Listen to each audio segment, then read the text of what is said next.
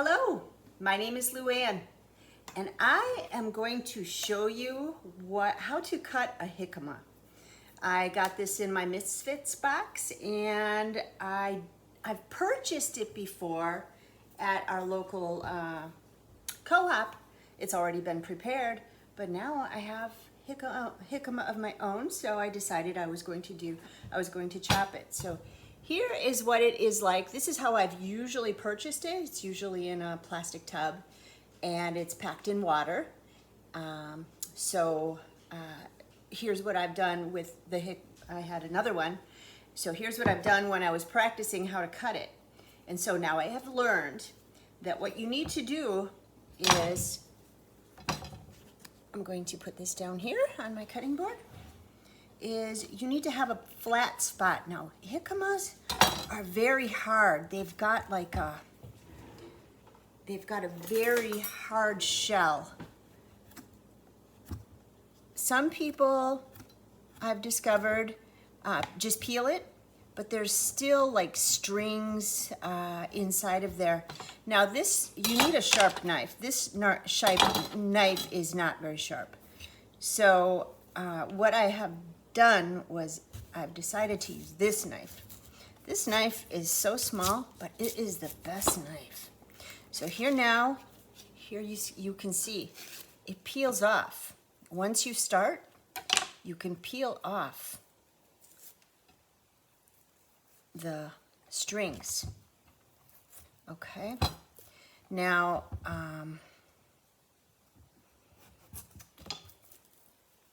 you can see this is the texture of it. A lot of people say that it's like a watercress, and I can see that. I kind of feel like it's a potato, kind of the texture of a raw potato. I don't know about you, but I love to eat raw potatoes. So when I peel potatoes, I usually peel extra because I like to take a potato and add salt. I love raw potatoes. So here you have it. This is the jicama. Okay, now once that happens, now it's easier to get through with a knife that's not so sharp. Okay, so here is the jicama, what it looks like on the inside.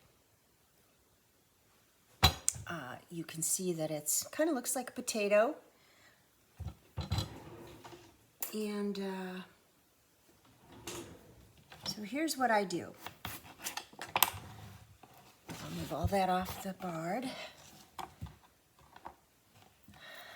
Now once I do that, now I can peel off this extra layer.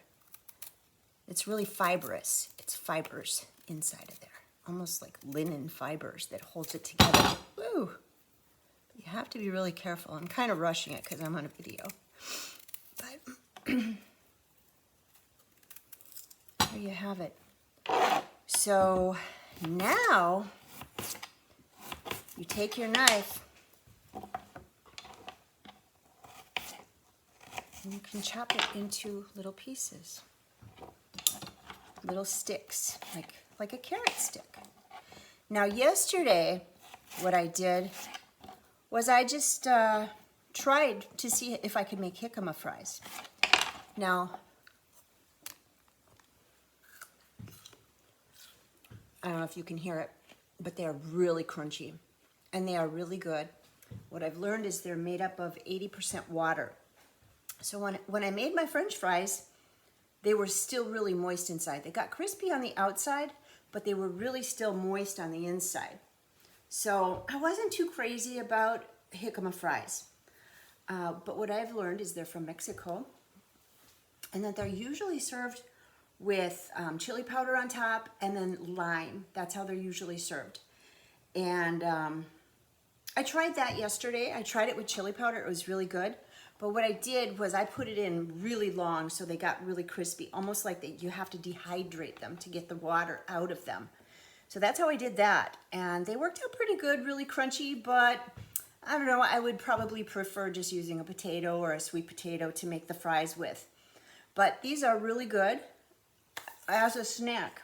So as you can see here, what I did was I just took an old pickle jar, took the the label off and all that, and then you can use that to store your jicama once you chop it. So there we have it. So I have extra jicama. I'll put into the jar, and then people just grab it.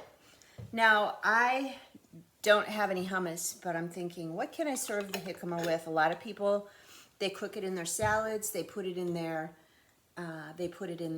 stir fries. They, just kind of like what you would do with a watercress. They've got that crunch like a watercress.